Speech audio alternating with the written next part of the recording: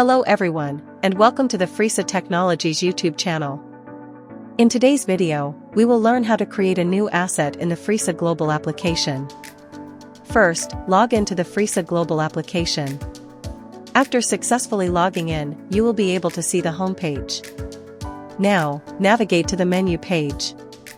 In the search bar, type asset and click search. From the search results, select Asset List. The Asset Master List page will open.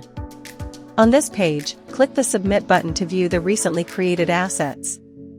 Next, click the Create button located at the top right corner of the page to create a new asset.